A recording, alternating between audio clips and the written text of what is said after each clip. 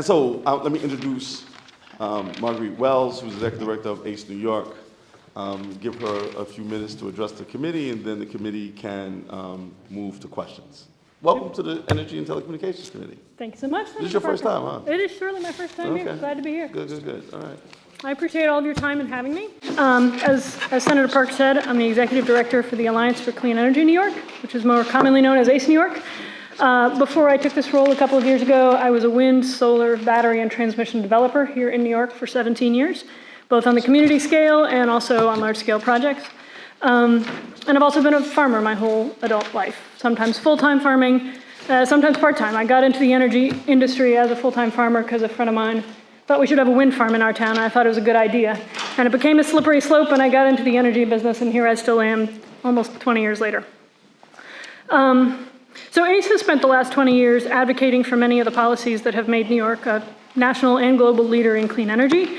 We advocate for the development of wind and solar projects, offshore wind, energy storage, decarbonization of buildings, and electric vehicles. Thanks to the work of this committee, New York's climate law has made it one of the most investable states in the country to build projects. And so our main argument for a long time has been that clean energy is the best tool we have to mitigate the effects of climate change, to make the climate and air and water cleaner for our children. But we can now also say that clean energy is cheaper than conventional sources of energy. The cost of a utility scale solar farm has dropped 84% since 2009. Cost of battery systems has dropped 90%. So multiple independent studies have shown that offshore wind is the cheapest and only feasible way to deliver large amounts of energy into New York City. And yet today we're faced with unprecedented growing demand for electricity. We have an electric grid that's in many places over 100 years old, needs a ton of investment. The utilities can no longer defer that investment, so that's what we're seeing on our bills these days. We want economic development. We need access to cheap and affordable and reliable electricity as soon as we can. We can't wait years for more power. We need it now. Meanwhile, demand on AI is growing. Everybody does all these AI searches on our phones, and that means we have these AI centers going in. That's definitely going to increase demand on electricity and on rates. And yet, at the same time, we all hear from our constituents. People are opening their bills on their kitchen tables, and they can't afford them. And that's something we've got to address too. And all these factors are sort of a perfect storm. Some people want to blame renewable energy for the higher bills, but honestly, DPS did a report a couple months ago, made it quite clear it's not renewable energy. It's mostly just grid upgrades that really we can't defer any longer. We can't not build that stuff out. It was mostly many decades of not fixing the grid, and it finally has caught up with us. So to take the grid from what it was when it was built 100 years ago to a modern, resilient, reliable grid is going to take time. So after the climate law got passed, it took a number of years to stand up the Office of Renewable Energy Siting. It had to staff up. We had to get regulations in place. They had to develop a process. So it wasn't fast, but now it's working well. NYSERDA had to figure out how to procure larger amounts of electricity than it had been doing before. NYSO had to totally rebuild its process because we've been hearing for years how clogged the interconnection queue was. Well, they fixed that, but that's not an overnight fix either. I think we're finally at a much better process. I think that was really well done. And so I think we're finally at the cusp of saying, okay, renewables were not quick to deploy the minute we got the CLCPA passed, but we've done the hard work to get the processes rolling, and now we can really start building projects. If you look at what ORES has in its queue, there's a whole bunch of projects ready to start getting built this summer, 2026.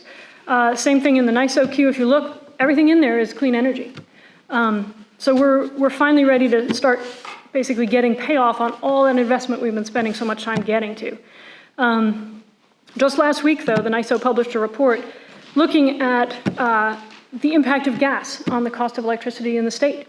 And I agree with their findings. People in the energy space have long known the price of gas sets the price of electricity statewide, and it's true nationally as well. The marginal energy on the grid is always a gas unit, because all the renewables that we've built, both the longstanding ones like hydro and the new wind and solar, are basically fully deployed all the time. They don't set the price. Gas sets the price, and gas is a volatile thing. If you look at the price of power right now on Long Island, it's over $1,000 a megawatt hour because gas is expensive, because it's been cold. And so it means that the electric grid and the prices we pay are subject right now and going forward to what gas is doing. And that's an international commodity. Wars internationally and exports of natural gas all affect the price we pay. And we're totally beholden to that right now. And the more we build renewable energy, the less beholden we are to gas. And that's why, if you look at the big tech companies, Google and Meta and Amazon, the reason they've been buying renewable energy for years is not just because it's clean and it looks good on their records. It's because it's a hedge against the price of gas. They're doing it for a good business reason, not for just the green creds of it. And so I think New York State as well needs to hedge its electricity against the price of gas with renewable energy because it's a fixed price. It's the same whether it's hot or cold or whether there's wars or whether there's not. Community solar has been helping with that. On one day last summer, $90 million was saved by ratepayers for having community solar already deployed in the state. And the reason that was a savings is because the next megawatt of energy that we were going to have to put out on the grid, if it weren't for solar, was going to be an oil-fired unit, and that's expensive. And so instead of deploying that, we just used the community solar we built, and that saved us all money.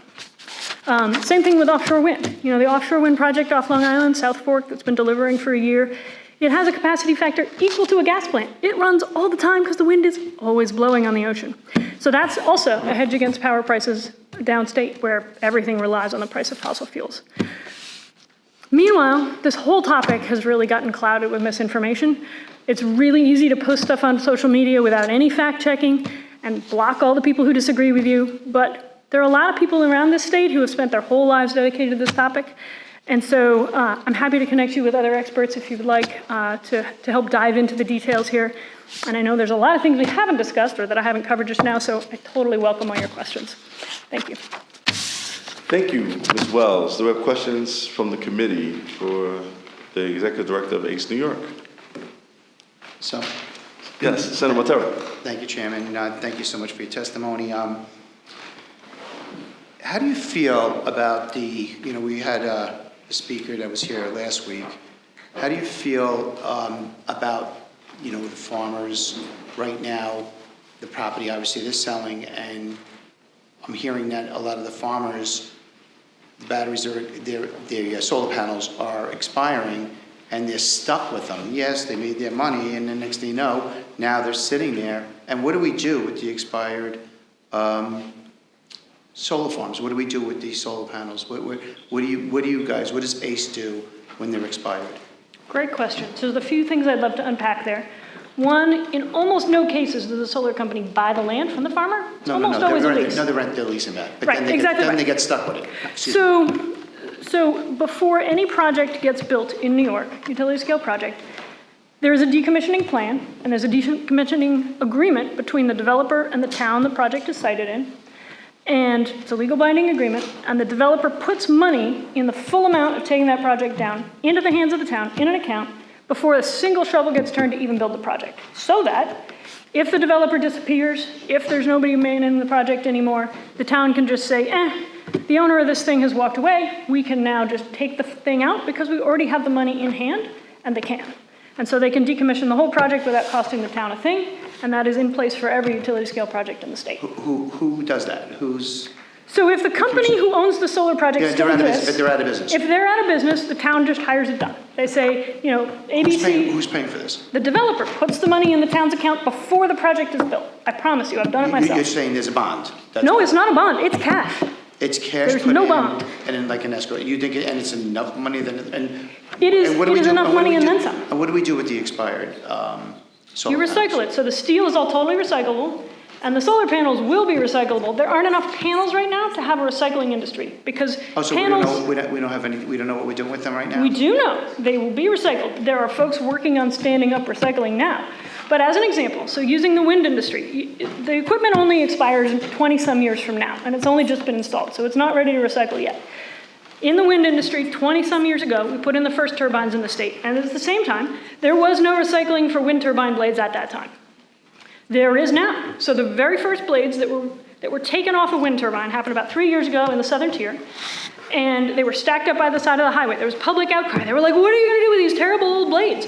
And the answer is they were stacked up waiting for the recycling man to be ready. They stood up a recycling facility right there in Bath, New York, and they recycled all those wind turbine blades. The same thing's going to happen once there's enough solar panels to bother to recycle them. And they're only a couple years old now. They have lifetimes of 20 to 30 years. So we have a little time to figure out the recycling facility. A quick shout out to former Mayor Sean Hogan, who is the former mayor of Bath, New York. I have the key to the city of Bath. Don't tell me why. Don't ask why. We'll talk about that at another committee meeting. But I have been to Bath, New York, so thank you. You bet. Not mentioning Bath, New York. And have, Not which, very often you can like plug that. Yeah, right? I have been waiting 23 years to mention that I have the key to the city of Bath, New York. Appreciate it. My work here is done. All right. so we actually had a little conversation, actually, with my colleague about the battery storage, and there's a lot more information coming out about how it's contaminating, not just our atmosphere, but contaminating our precious water supply, which I live in Long Island, and obviously I sat on Suffolk County Water Authority, and we're very, very concerned. Obviously, it's in sync. You know, I think I like solar, to be honest with you. I think solar is good on certain projects, especially like buildings and parking lots, like especially in, you know, town, county, you know, state properties. I'm okay with that. The farms, I have a problem with that. I really, really do. I feel that we could use other property instead of using our beautiful farmland. Bothers me very, very much, but that's me. I just feel with this other land that could be used, that could be cleared and used, that cannot be built on. Battery storage. Give me your feelings on, do you feel that battery storage is safe? Lithium-ion batteries that could go on fire. We've already had, right in Orange County just recently, we heard about Moss Landing that burnt for 5 weeks. 5 weeks. And right now the property is contaminated. The farmland, the water, the beaches, you have to make sure you have to wear shoes. Give me your view on lithium-ion battery storage. Sure. So there's a whole lot there. To start with, all of our home electronics have lithium ion in them. It's a question of the safety standards that you design to. All of us have these batteries all around our lives. They're not catching fire. It's because they're designed really carefully. The batteries they put in our phones are extremely well engineered. When they built a project like Moss Landing, it was before they had that level of engineering. And so here in New York State, we have brand new codes that apply to battery storage that are extremely rigorous, the most rigorous in the nation. When the Energy Secretary came to Long Island last summer and talked about rigorous standards, everything he asked for is already in place in the state of New York. So that doesn't mean that there won't be occasionally incidents, but it does mean that, for example, the interagency fire safety working group that the state put together a couple of years ago went to all the places that a battery storage fire had happened that summer. There were 3 of them that summer. There were no examples of any contamination that were unusual compared to your average house fire. Your average house fire is burning all kinds of plastics and vinyl and all that bad stuff. Battery fires are not actually any different in terms of contaminants than your average house that catches on fire. And that's not true. I have some information that I'd like to share with you, so I'll give that to you. Matter of fact, we'll meet after the Totally fine. I mean, fundamentally, battery storage, in my mind, is kind of like What about electricity Orange 100 County? years ago. Orange County, it was only 4 weeks ago that this went Yep, out. there was another one, and that one didn't have thermal runaway. It went out as designed. That's what we want. If it catches fire, it should go out as it's designed to do. That's a success. It's not contained also, too. You know the metals that are going up from the lithium-ion batteries, they burn up to 5,000 degrees. They are quite hot, I don't disagree. The other thing I'd add is that lithium ion, to a question you were asking earlier, is not the only technology out there. So for example, there is a battery proposed right now in the state of New York that is compressed air. It's just air. Like, that seems like a great thing. There's a lot of reasons that these new technologies are coming forward and they're not everything yet. But in the long run, it is my view, and this is me personally, not anybody else's view, that the industry for long-duration storage on the grid is going to move away from lithium. So, I live in Long Island, dense area. You know, just like my Senator Parker, you know, he said that he lives in Brooklyn, he has no problem putting it up on the roof of his building. I have Senator Comrie, which is very, very nervous about what's going on right now, especially that there's a battery storage facility that's 10 feet off of somebody's property line in a very dense area. Burning at 5,000 degrees. I mean, we have one that's proposed in best. We're putting our volunteer fire people at risk because you can't put them out. They can't, they have to burn out.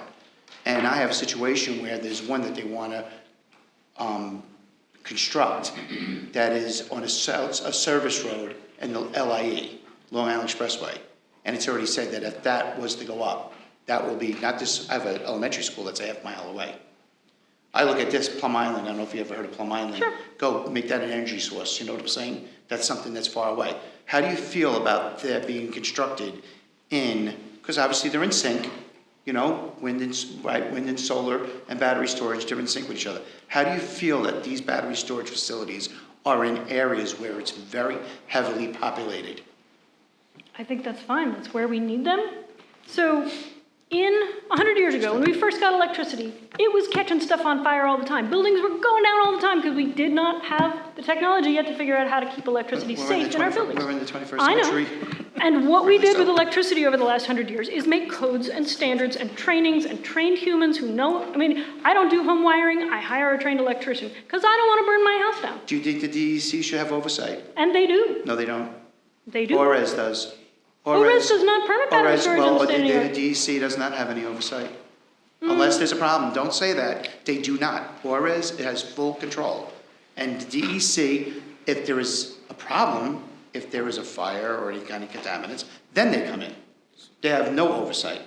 DEC participates in all seeker proceedings, and No. seeker is how battery storage is permitted in the state of New York, because- unless it is conjoined with an energy generation project. I asked the question to the commissioner at the hearing last week. They do not have any oversight. So you need to go look at that, please. Please, I would like you to look at that if you don't mind. I have run seeker many a time. I've never not had DEC participate in a seeker proceeding, even if it's just a housing development. Senator Matera? Yes. I think that there's a difference. I think you're talking about two separate things. If we're citing generation, ORES cites generation, storage is actually done through seeker. There's different processes, and because there's different processes, there's different lead agencies. And that's the point then as well. Yeah, no, I asked the question right to the commissioner. About If the DEC has any kind of oversight, and they don't. But the question is oversight over what? Oversight of the project before it's built. And what kind of project? A battery storage facility. And then let me say this. Okay. Then Guess- the commissioner misspoke. Okay. And I wasn't there, I didn't see it, but if the commissioner indicated they had, authority or didn't have any authority at all over a secret project, they misspoke. Yeah, okay, well. Because secret is under DEC. All right, I'm gonna If I take. could just point, I'm not gonna we take- actually have a proposed facility in my district in Hurley, Kingston area, and they're going through a seeker right now. Right. Yeah, they're secret, but okay. And in SECA, DEC is the lead authority in SECA as opposed to a generation project in which ORES is the lead authority. Yeah. Chairman, Senator Welcher. is that, Welcher. and sorry, I don't mean to take. No, I'm good.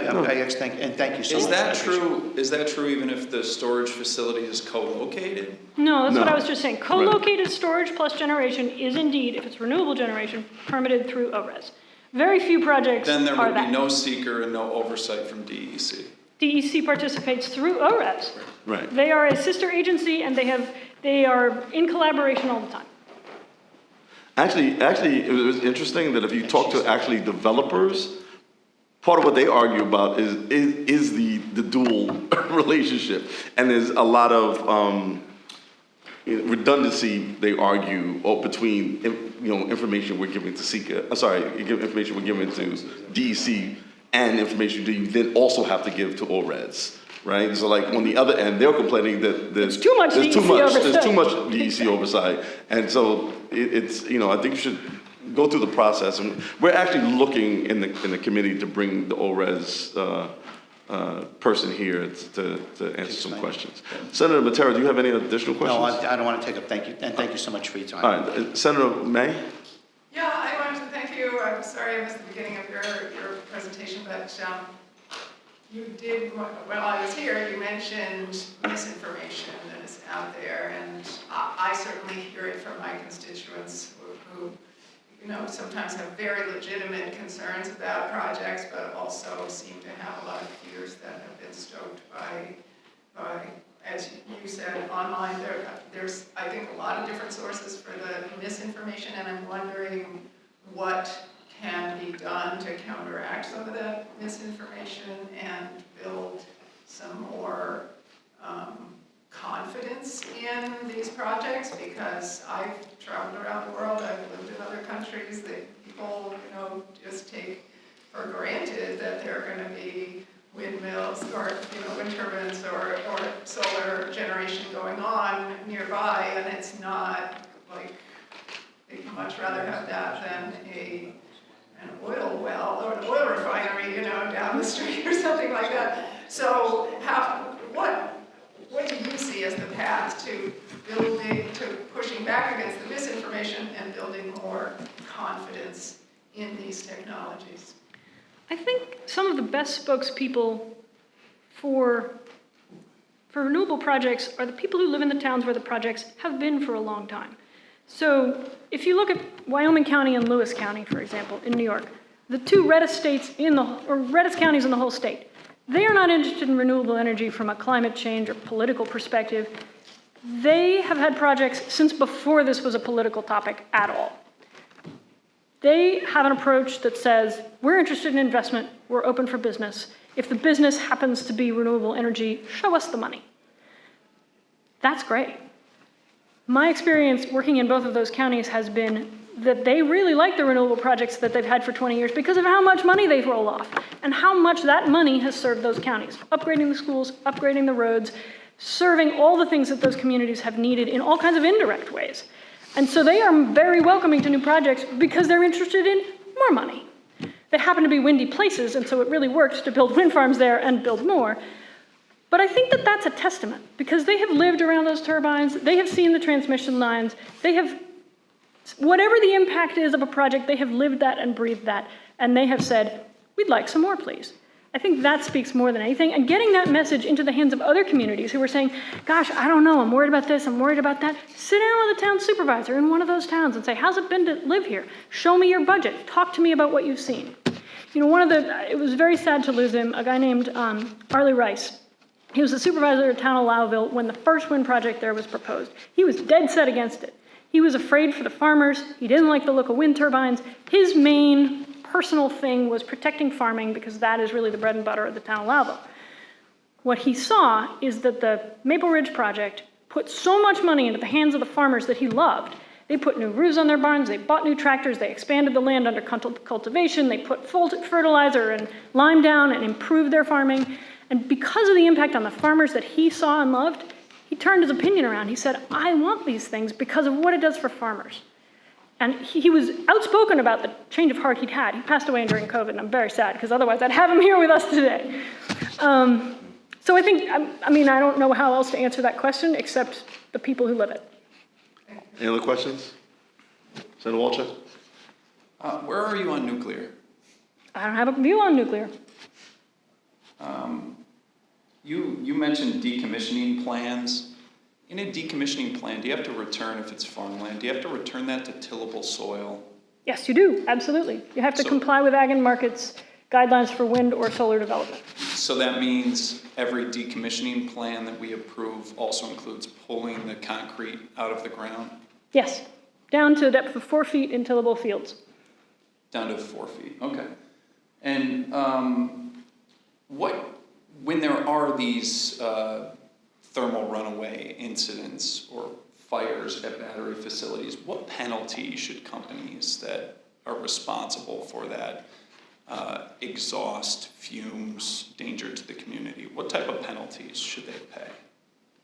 Well, I think cleaning up any problem would be the thing, like any other industry does. But I'm not sure penalty is the right approach. We're pretty punitive in the state of New York when it comes to polluting, especially if you've been in the industrial side at all. We require parts per billion many times. The DEC has modeling on, plumes of industry. Air quality requires higher stacks on industry, constantly improving the air quality for New Yorkers. But in this instance, you don't think if a company has a thermal runaway incident, a battery fire that's putting those fumes out into the community, there should be any kind of penalty or fine? Well, I think they would remediate to the quality of land that it should be. But as my understanding of the findings of the interagency working group was that soil and water and air contamination were not found.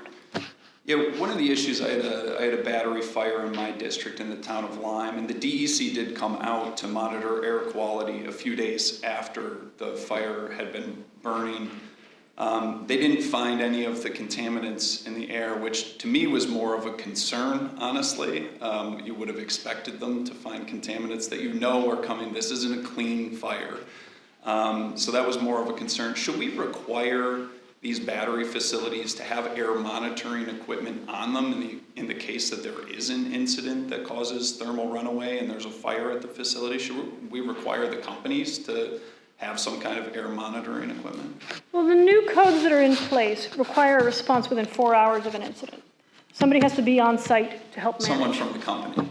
Well, someone from the company, but state fire officials also show up. So if there's something to monitor, they can bring a monitor right with them. You can have real-time monitoring right away. So you don't think the company should have any kind of requirement? Preemptively putting monitors out in the community everywhere doesn't seem like a great use of money. I mean, you could put a monitor on my house in case it goes up in flames, but I'm hoping it doesn't. Well, you do have smoke detectors in your house though, don't you? Yes, and all battery facilities have far more than smoke detectors. They have all kinds of sensors and monitoring equipment and fire extinguishing equipment built in from day one. And you have a carbon monoxide detector in your home? I do, so does every battery facility. Okay, well, why wouldn't we also require them to monitor the types of things that could be very noxious, dangerous, and deadly to human health? They monitor inside those battery facilities all the time, in real time, constantly. They do. It is part of the codes. It's part of how they get run. Should the Office of Renewable Energy Siting be able to override home rule, or should we allow communities to decide whether they want these things or not? Well, currently communities are deciding how they want a battery facility, because batteries are all permitted under seeker, as we discussed earlier, unless it is co-located with a generation facility. Most of them are not co-located. Most of them are standalone, and so the local community is siting them. I would note that all large generation facilities of all technologies, thermal, gas, wind, solar, everything, is permitted at the state level and has been for over 30 years.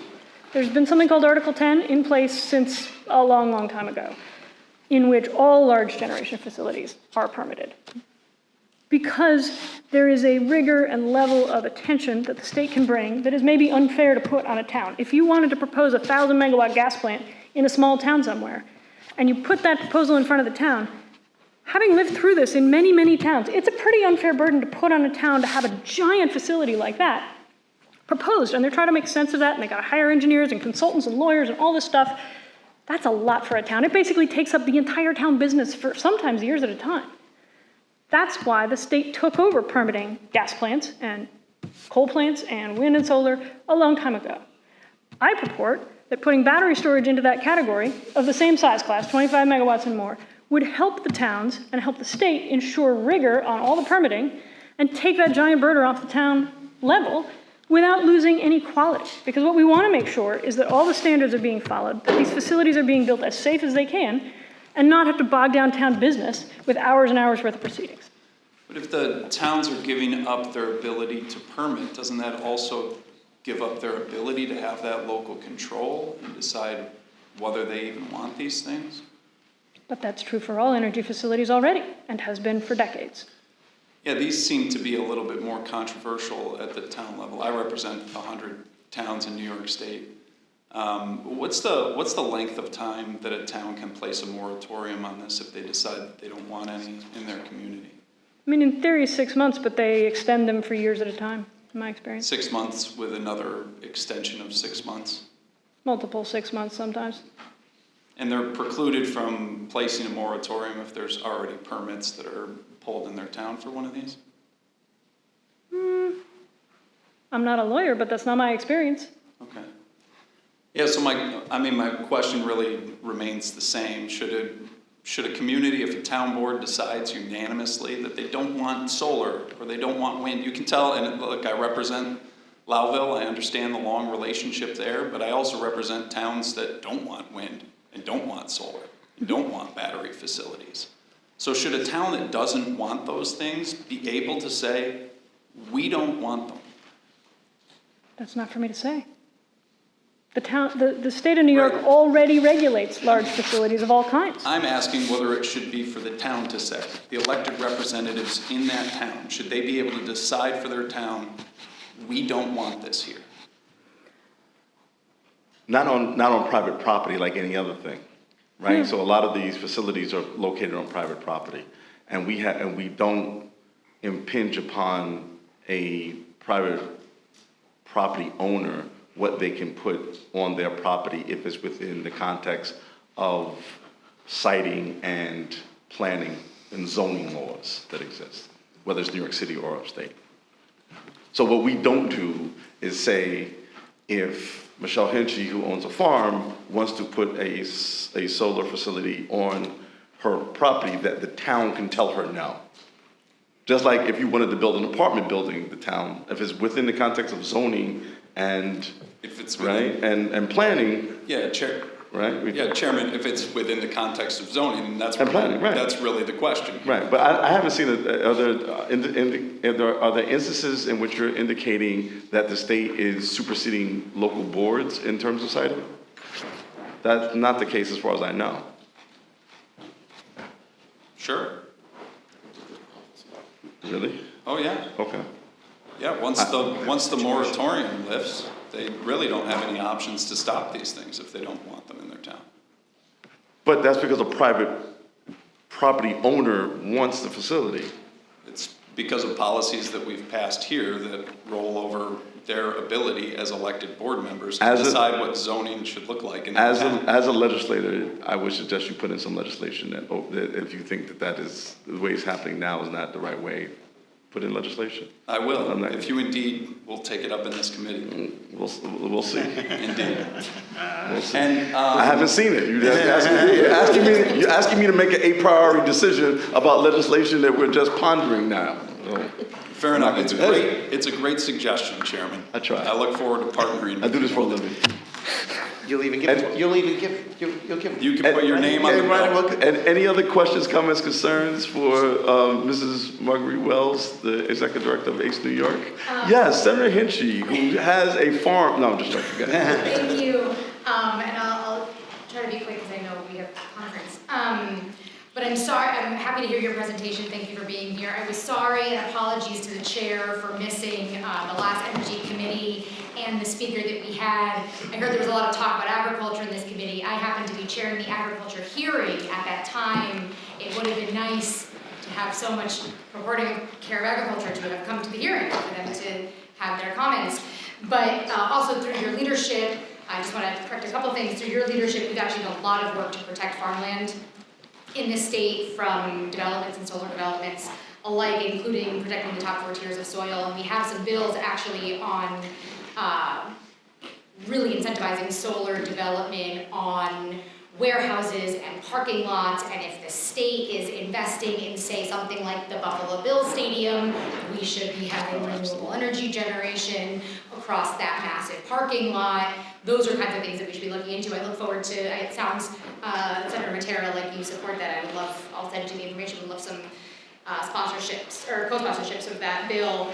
Agreed at the time to protect farmland, and we have more to do, but we've done a lot in that space, and I'm proud of the work that we've all through this committee done collectively. I want to ask 2 quick questions for you, though. We talk about price of energy, and you were talking about the price of energy set by gas.